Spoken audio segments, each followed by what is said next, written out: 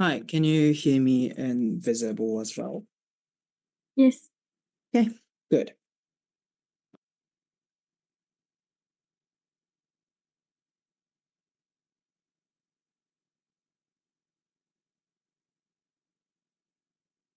Okay.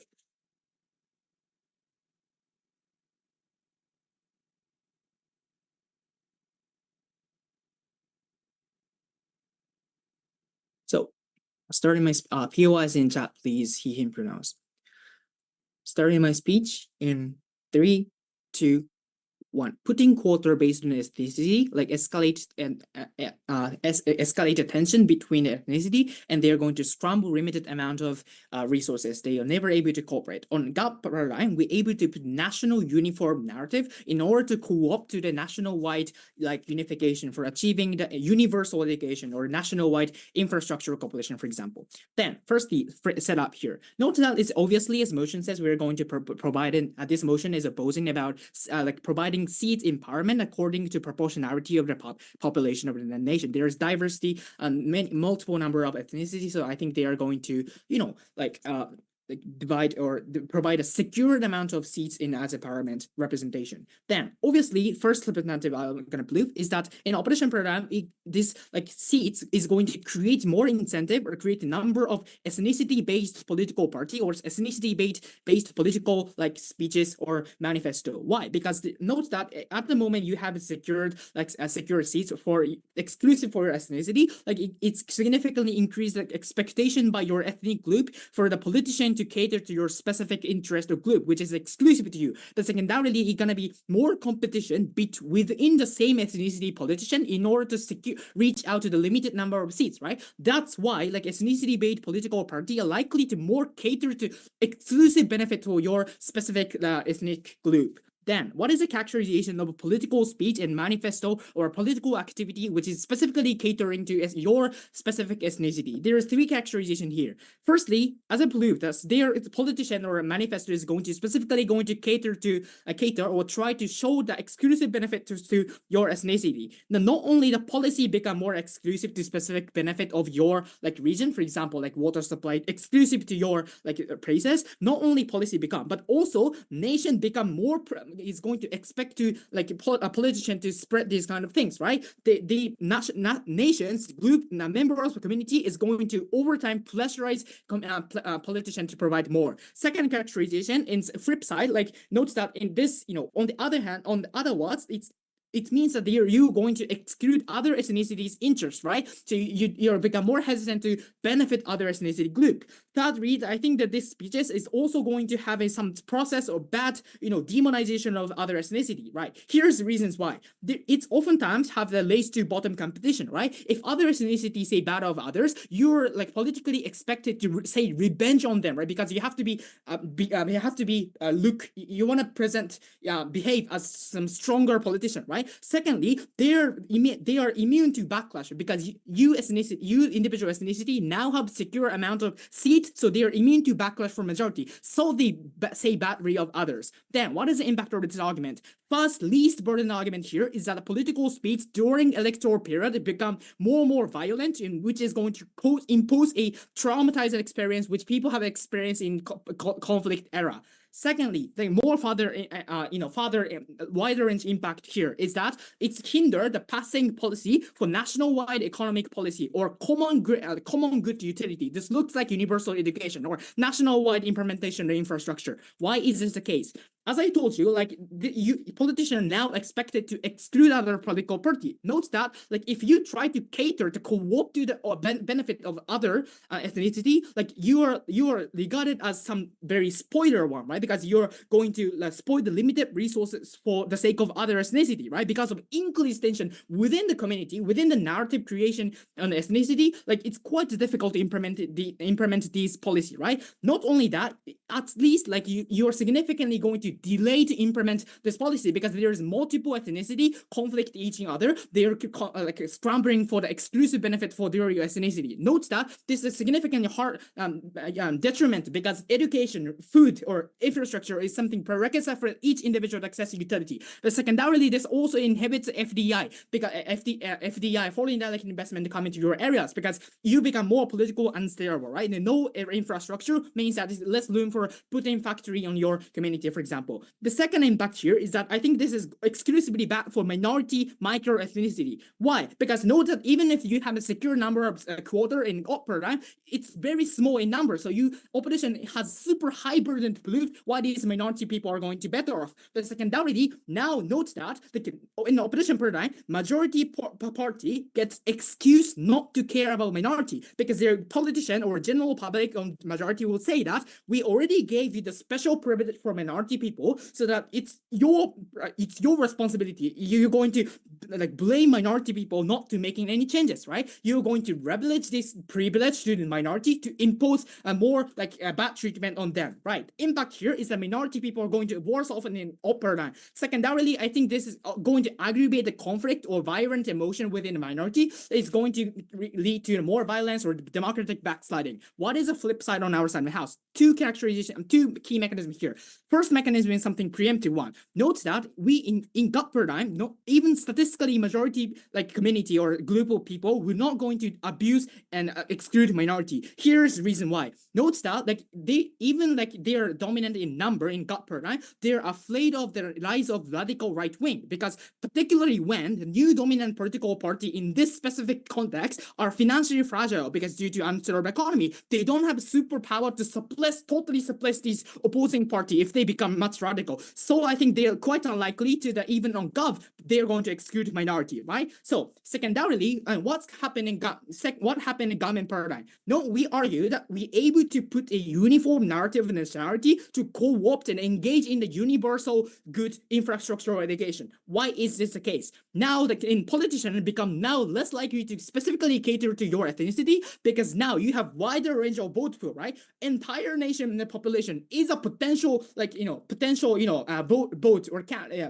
pool for you, right? So they're going to specifically not specifically, but they're going to access the wider range of the benefit, right? Secondarily, you better able to create the political coalition within multiple like not bilateral but multiple like political party. This allows and thirdly, also the general public were also convinced that some compromise is something very necessarily like harm or loss for the sake of overall good, right? Because of reduced tension to exclude other people, we now able to entrench and implement the universal good, which is very underlying premise for utility of these people. Proud to propose.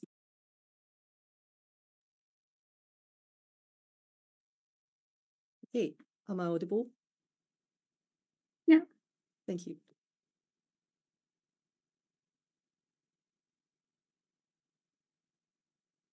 Okay.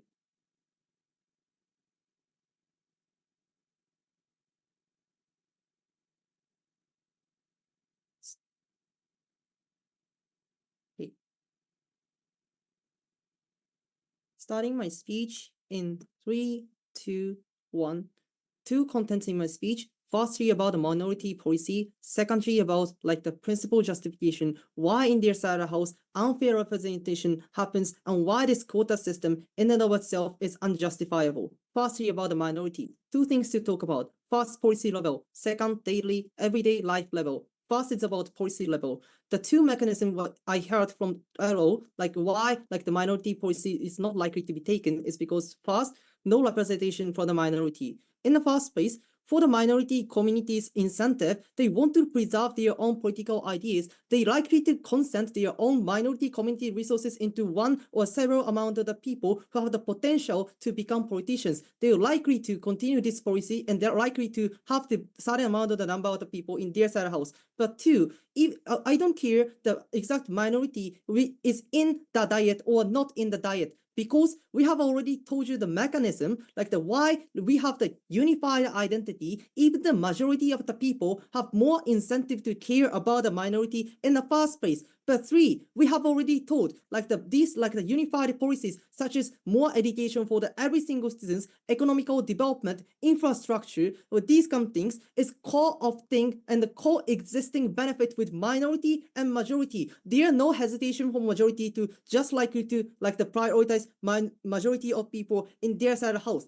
Three, I'm going to say their side of the house, all the benefit is contingent on whether policy is achieved or not. But that is not likely to happen because in your side of the house, discussion likely to be dilute, discussion likely to have no conclusion because there's a preserved amount of seats and preserved amount of the political party which always go against each other and have no actual policy outcome in their side of the house. Our first speaker have already told that mechanism and all of the benefit they want to achieve is in the first place not likely to happen. What happens in the side of the house is achieved when we can ensure some level of the economical benefit that is entirely favorable for this country in the first place. But moving on to the daily level, even if this policy level admission is not likely to achieve, we have already talked about how like the speech act and the political act in the street will be massively harmful in their side of the house. Not in their side of the house. In the first place, majority will likely to hate minority more because in the first place, my partner have already told you the party mechanism and political mechanism why they are likely to go against each other. That is a favorable like strategy for the politicians.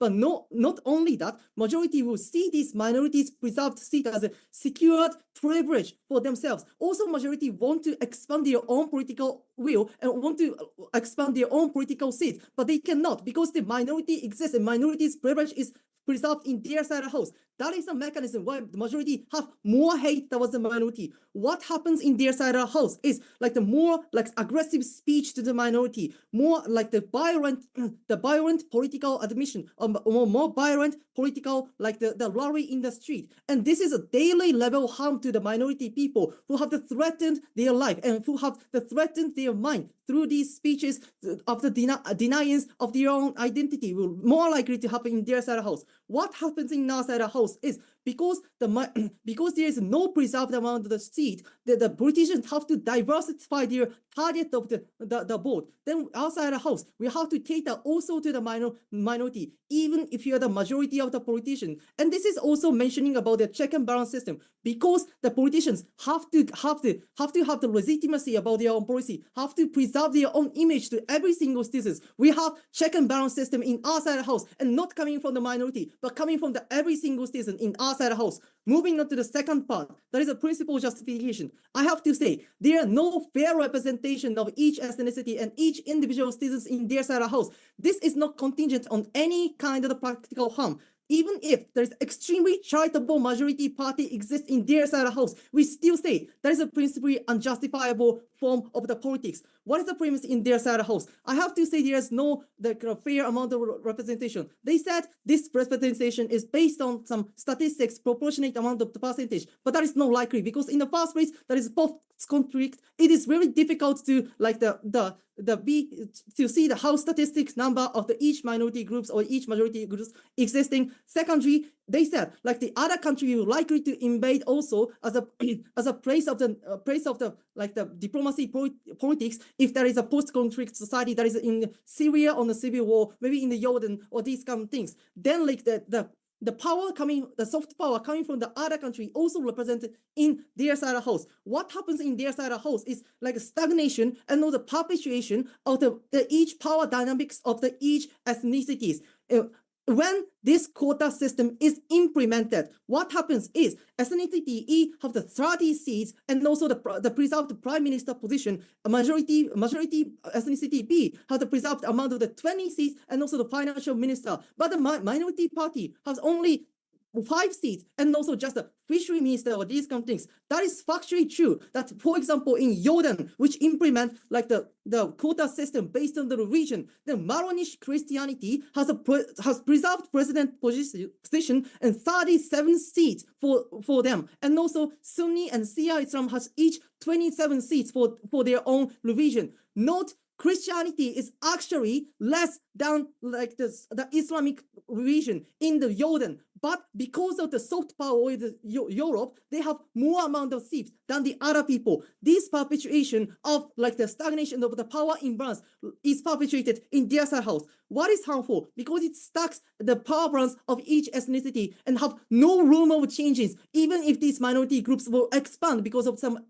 like the economical expansion, or maybe this minority people have more gain of the affection from the majority. But this possibility is no in there is nothing in their side of the house. Why this is harmful? In the first place, practically this is harmful because there are no proportionate amount of the fair distribution of the resources in their side of the house. But secondly, principally that is unjust because for the nation to stand as a legitimate legislation system, they have to listen present citizens hard because the nation is perpetuating people under the law and also actually no the practical sense to go out from this country. Therefore, the country has legitimate justifiable system to represent the people underground and to hear and listen about what present citizens thinking about. This system is completely lost in their side of the house because they're stuck perpetuated amount of the rate of the each representation. No the room and no possible changes in their side of the house for the minority. For these reasons, we beg to propose. Thank you for our wonderful remarks. Next, we'll call upon Deputy Leader of Opposition. Here.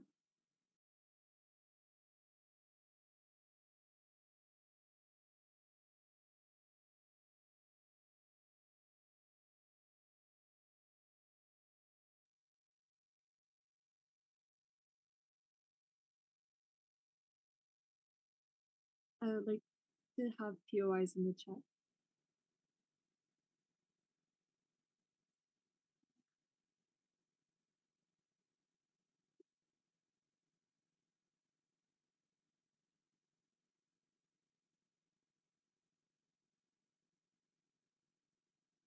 Starting my speech in 3, 2, 1. 2 issues to engage on. First, about minority representation on their side, and second of all, I'm going to explain how the conflict between different ethnic groups is much more aggravated on their side. First of all, what they explain is that the majority can simply represent this ethnicity. The fact that you're going to have a unity narrative, we think that this is simply describing utopia. This is not true for 3 reasons. First of all, note that individuals on their side can simply pass policies when your issues are something that are seared for the same reasons that OG explains. And so the benefits, so policies that benefits only a certain ethnicity, the things that those ethnicities actually need is not going to be the issue that is going to be voted in or the policy. Now, the crucial difference is that on our side, you don't want to alienate these people that got in with the quota. If you are able to get their secure votes, as long as you agree with their policy that they want to pass or their interests, you have a secure vote base that is going to actually allow you to pass the policies that you want. And therefore, that forces majorities to actually cooperate within this parliament. But second of all, in terms of incentives of the group, so what OZ claims is that they fear the rise of the right wing, and therefore they're going to actually care about the minorities. Now, note that the majority can simply shut them down as radical or frame them as these political parties are only going to be voted in by a certain minority group, and therefore we don't think that they can that incentive is enough in order for them to actually care. But third of all, even if there are incentives, you simply don't have the capacity. You don't have the lived experience. You don't know what it is, what is the utmost interest for them. So if OZ wants to talk about tokenism, we think such tokenistic policies are much more likely to happen on their side. On our side, you have ethnic groups themselves changing up, proposing their own policies. It's much easier for other political parties to actually piggy bank on that, or other officials to do that. And therefore, it's much better on our side. Second issue, they talk about how there's ethnicity-based political parties and how that's bad. We think it's much better to have these because first of all, when you're grouped together, you have more power, more leverage against the majority. But second of all, you can do discussions of what are the policies that are actually good for them, rather than have these minorities be in different political parties and not really having a voice. But going further to prove why they will actually work together, contrary to what contrary to what opposition describes. Note that you simply can't pass your own policy. You need policies that people are going to find that has common benefits, and therefore we think that that is why they have incentive to listen to each other and actually work within the parliament. Then the bottom line is the only way that minorities are going to be relevant in the political field, people from different ethnic groups are actually going to be heard in the political field, is through this quota. So sure, on our side, discussions might be lengthy, but we think that it's necessary discussion because on their side, the benefits are simply going to go to the majority. When they don't prove why minorities are going to be represented, they don't prove why minorities can actually get into these political positions. Lisa already provided you mechanisms in terms of how there's historically disadvantages between certain ethnic groups, the fact that they aren't able to access higher education, or the fact that there's generational discrimination that locks them out from being able to get high paying jobs, leading to them to even go to these gateway of getting into the political party. We think that it's largely unlikely that they're actually going to get benefits on their side of the house. I'll take CG.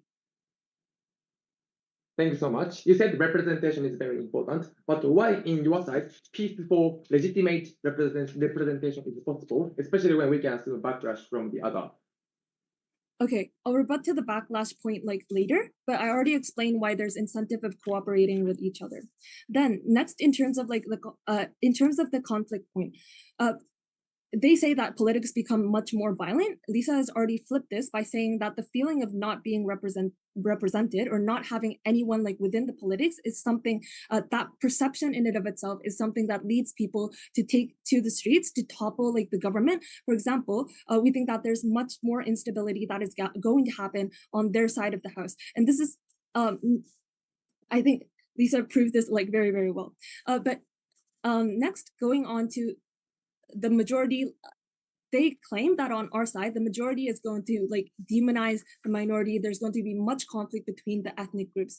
I have two things to say about this. First of all, note that it's largely symmetric. Even now we have populist parties because often want a scapegoat. You want someone to be able to blame the problems on, and therefore you don't have to propose a realistic solution, and you can actually galvanize a lot of support through that.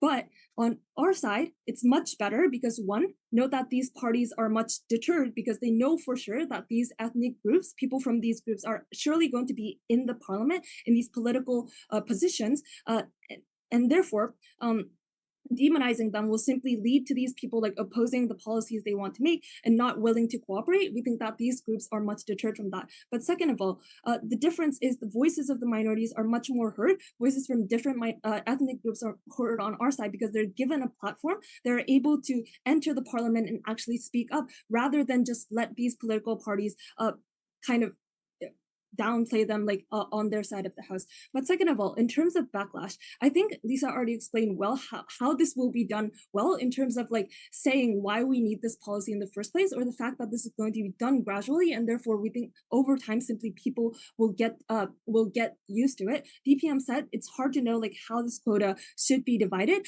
We don't think this is true. We already said in the setup that this is going to be between populations and proportional to the size of the ethnic minority within the population, and therefore we think that it's much less likely. But even if backlash happens anyway, it's much better on our side when these people from these different ethnicities have a chance to know each other, have a chance to kind of work together within this political field. We think that that is something that deters them from actually going on to outright conflict with each other, because they have a place to actually talk about these issues that they care most about. And therefore, even on the metric of having more conflict, instability within the country, we think we already win, and therefore proud to oppose. Thank you for a nice speech. Next, we'll call upon the member of government to open up the closing half. Here.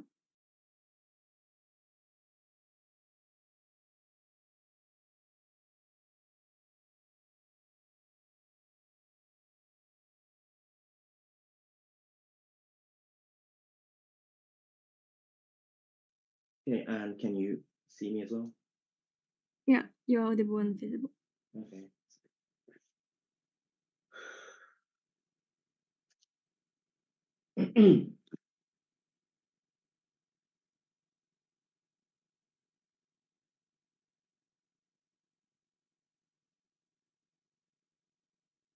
If you have POIs, please speak out so that I can hear.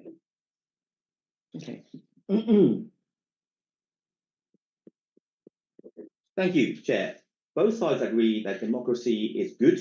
It is a mean of overcoming differences. It is a mean that allows cooperation and coalition to be formed between different ethnicities. We think on our side of the house, as an extension, what we are going to provide is the impact of genuinity of elections. So we tell you that quota is not a genuine form of representation because you pre-assume before the election that certain kind of things is right and should be represented. We think that this is likely to be abused by a lot of politicians, and therefore it harms all the pre-election efforts that tries to make sure that people have a trust in democracy. People do come out to vote in the first place, and to form coalitions to actually get all the economic and political benefits that the opening half has been trying to tell you in this debate. Now, I'm going to talk about how many things? Two things, but basically, how democracy's genuinity is very important, and secondly, why we think that genuinity it actually leads to benefits. So basically, same as the introduction. So pretty much everything is a direct rebuttal to what we heard from the previous speaker, the opening opposition.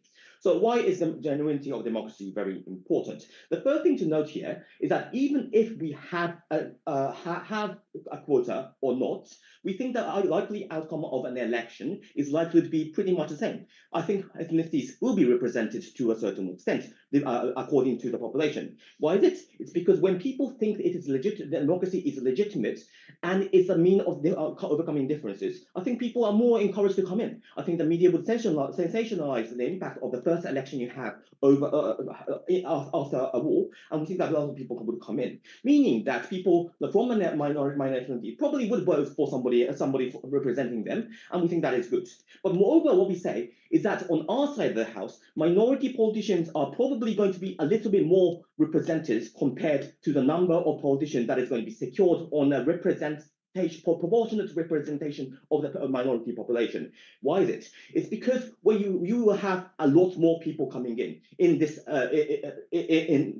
first election. So we think that people see an importance in participating in an election, especially when it is the first one. We see a lot of campaigns before elections telling you that it is important for you to come out, and people would generally believe in it. You see in South Africa, we see in Rwanda, having an extremely high good voter turnout rate, and I think it's going to be generally applicable to pretty much all post-conflict areas. So when we have a lot of people being involved, we think that it has an effect of trying to compromise to the minority to begin with. So in this setting, in a post-war area, we think that a lot of people genuinely want to avoid another conflict because they have memories of people dying. Now, in that situation, a lot of the majority would probably think that if I vote for the majority race that I belong to, the same thing might happen again. So they have a rational calculus to vote for a certain amount of minorities, and therefore we think the minority representation would be a little bit better. Now, the impact of this is that if opposition believe that the population ratio is very important, we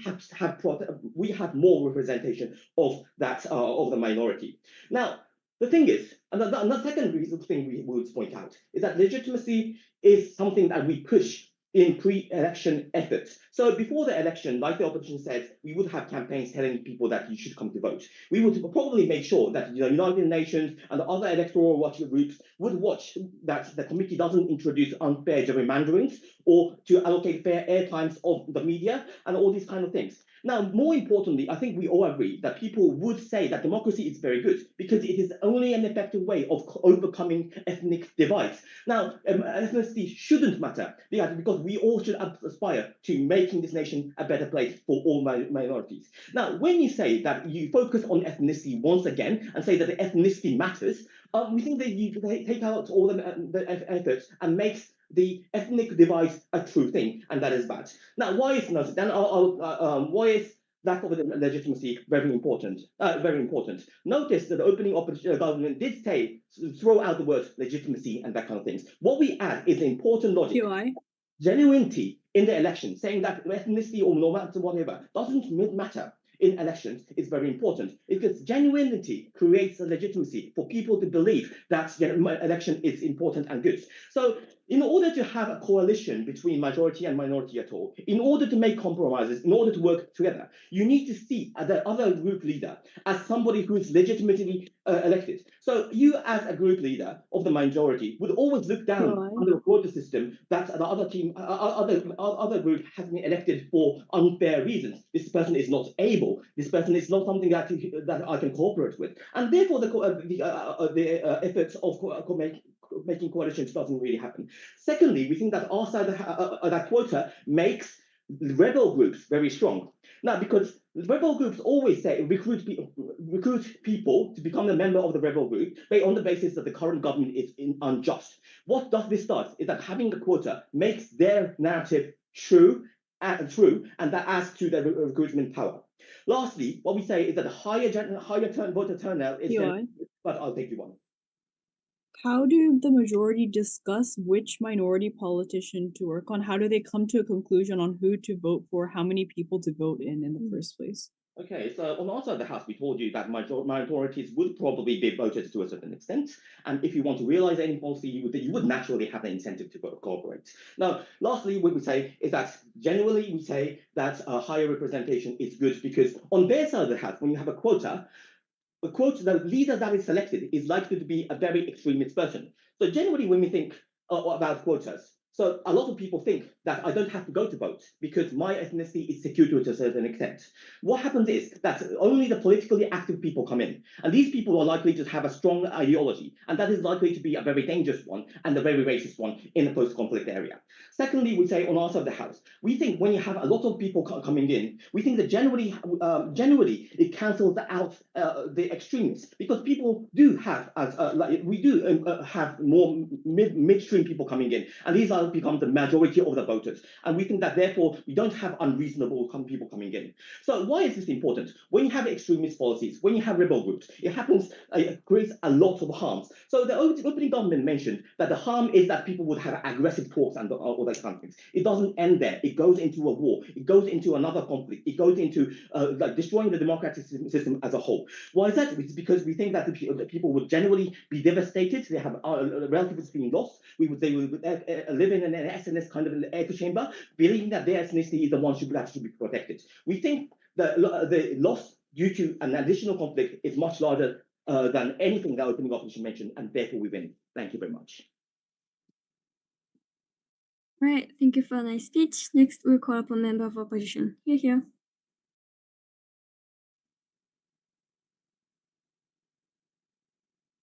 Am I audible? Yeah, you are.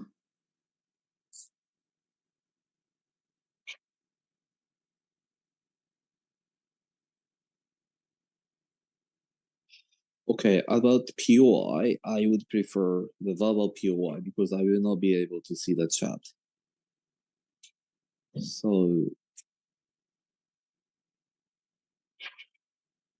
okay, my speech will start in 3, 2, 1. So basically, we have two kinds of extension. First of all, we have a class on deadlock on the opening half about the characterization of politician. We will support the characterization of politician as a really stable and inclusive kind of characterization. In terms of that, we think the stability of the discussion will be ensured on our side rather. So this is the first clarification. Because the problem of the opening opposition is not clarifying the character of politician, right? This is why we have that sort of deadlock about the establishment of the discussion in the Congress or Diet, right? The second kind of extension is about opening opposition failure. Because opening opposition has explained the trust and cooperation, something like that. But we think there's no network, a few mechanization on that, right? Because they say like, hey, we have the same ethnicity. This is why we can have an inclusive policy and we can have a trust or cooperation. I like to mechanize this point because that kind of information or the mechanization will be the core of this debate to win as opposition side. This is a clarification on our side.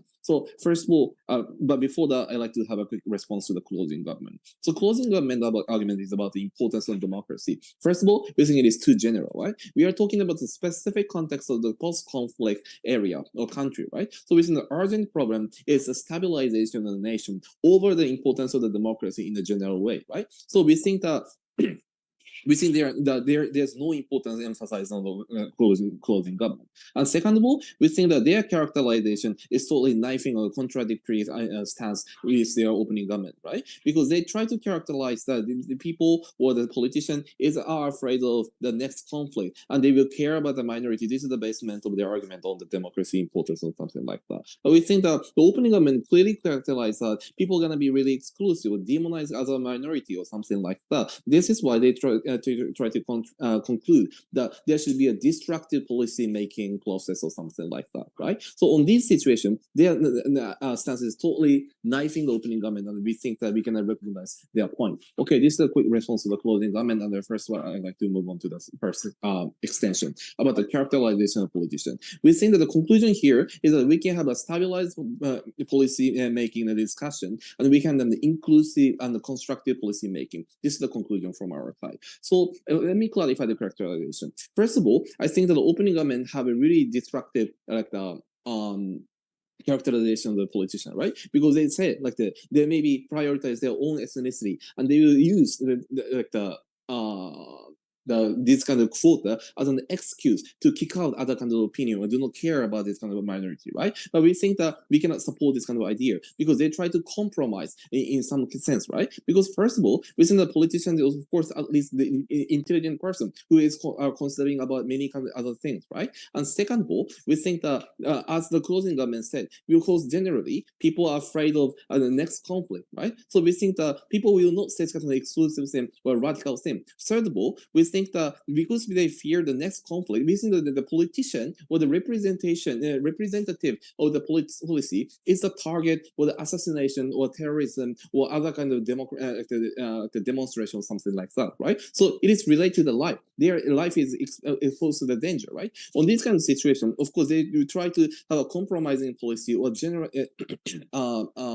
compromising policy, right? So we think that it is so realistic to say that they will have such kind of the friendly attitude toward the minority. So based on this kind of characterization, what we can say is that our contribution is a likelihood comparison. So we think we clarify the deadlock for an opening half, right? So based on this characterization, but even with this kind of ethnic quotas, we can have a stabilized policy representing the idea from each of the ethnicity, right? The typical example is the Lebanon case, for example. The president is from the Christian, the prime minister was from Sunni, the speaker of the parliament is from Shia, right? On this kind of situation, in the past, we stabilized the nation and they succeeded to bring an end to the war, right? This is a typical example of that. So representing a policy will have the stability and as a characterization of politician. We think that this is the biggest biggest mechanization of how we can have a policy making in an effective way. And second of all, I'd like to talk about the trust and cooperation, something that we will try to explain. So they explain that, hey, they explain the same ethnicity, we can have an inclusivity. But we like to mechanize this point. First of all, of course, we have a reflection of each kind of the ethnicity, right? The ethnicity or the religion have their own background and the issue, right? So we think that their representative of the ethnicity can have their own perspective and experience, and they can tell it to the Congress, right? So basically, these kind of reflection can be very important. For example, about the minority issue, of course, they can be sometimes starving or they can be discriminated. So within the policy making for this to solve this kind of problem can be very important. We can successfully reflect that kind of opinion to that, right? This is the simplest and the first mechanization. And second of all, we think the cognitive the effect or to satisfy the citizen is very important, right? Because we can have a transparency and accountability by having this kind of the policy. So the citizen can see, this kind of minority are representing our opinion, or this kind of discussion is done. And in the discussion, of course, every kind of ethnicity are there, right? So we think that we can show the increased inclusivity, the transparency, right? And people feel that it is really accountable policy that they have. So we think this kind of thing is really important.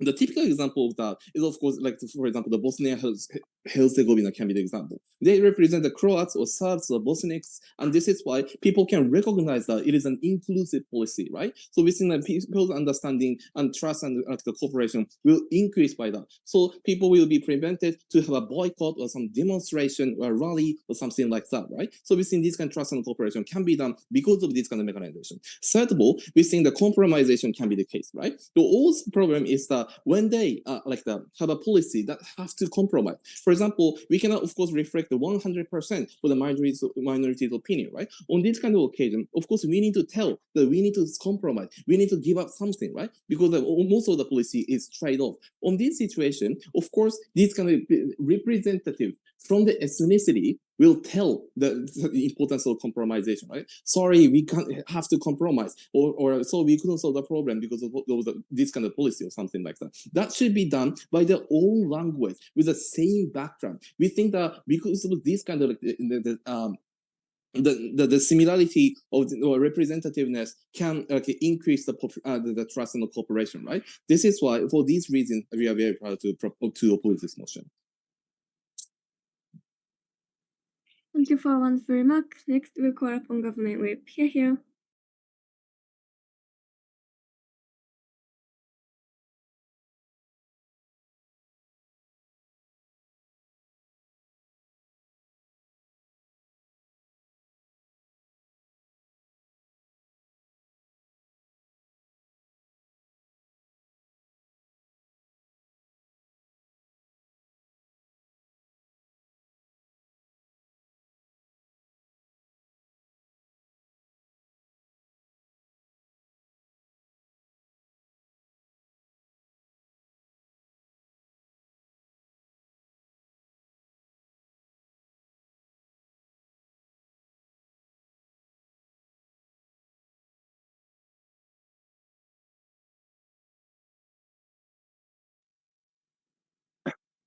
Am I the one visible? Yeah, you are. Thanks so much.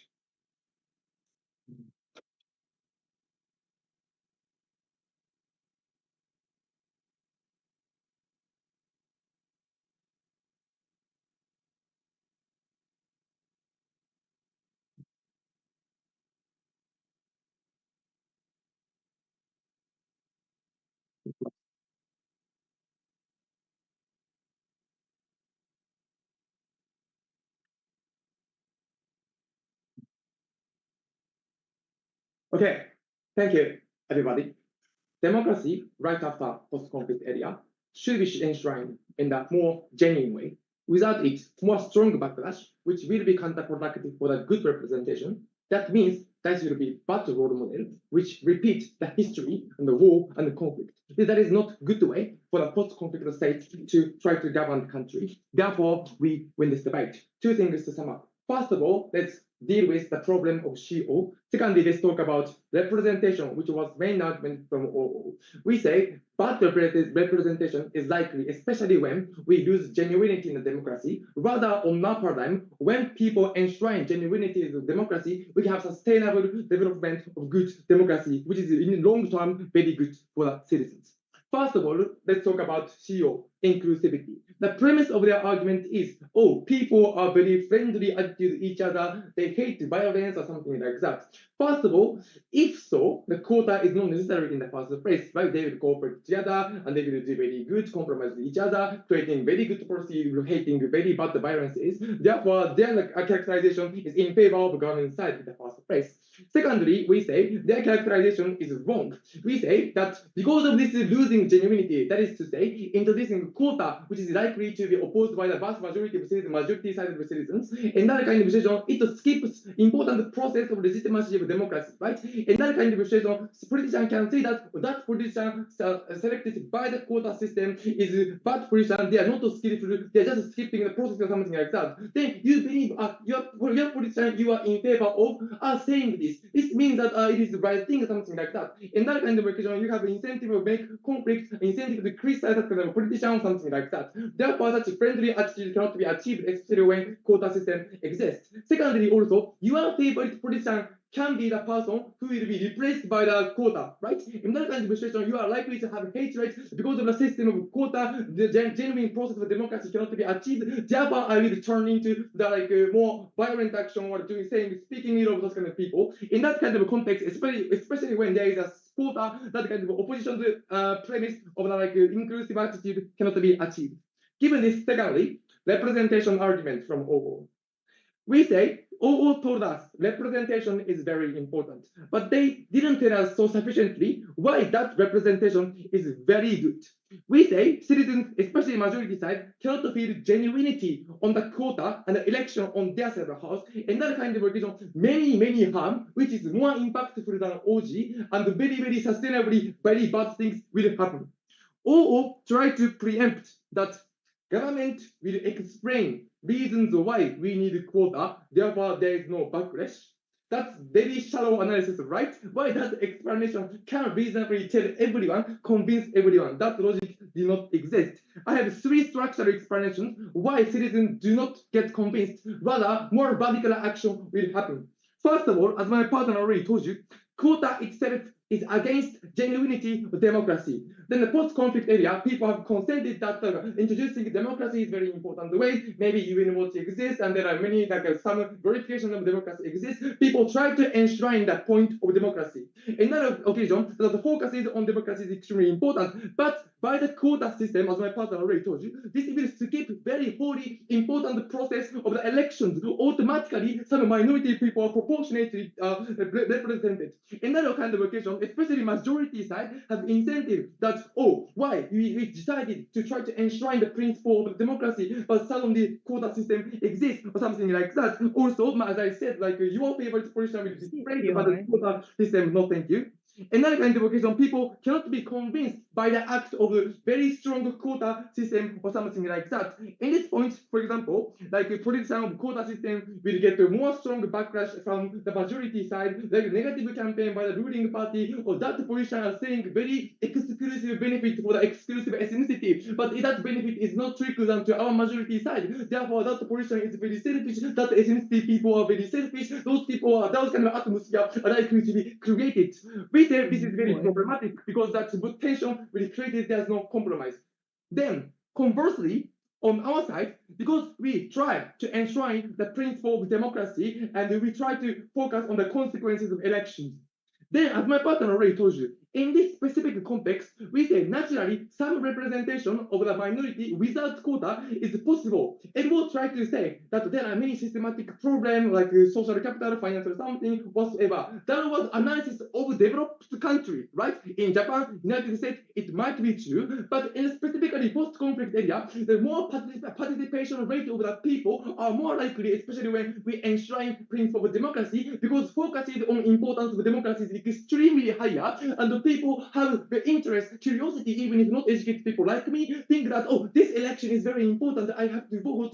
That kind of occasion, the participation rate of the people is very large, and because it's large, there are many moderates exist within this conflict. Another kind of those people have more incentive to compromise because consequence of election is enshrined. That is legitimate, right? In that kind of situation, there are less backlash. People protect each other. Therefore, more inclusive policy are likely to be taken without backlash. That is good. Nothing. Okay. Majorities still likely have policies that are majority made for them. Why do they care so much about this minority quota that's likely to be small anyways? As OG said, majority can share the benefit, and also we can minimize casualty radicalization. Secondly, we say they said cooperation, coalition exists, but we say especially if we take our logic, coalition and cooperation does not happen. We say, especially when people will see each other, that people are using a quota system, there's no genuinity in their own position, and people that each ethnicity group are saying their exclusive benefit.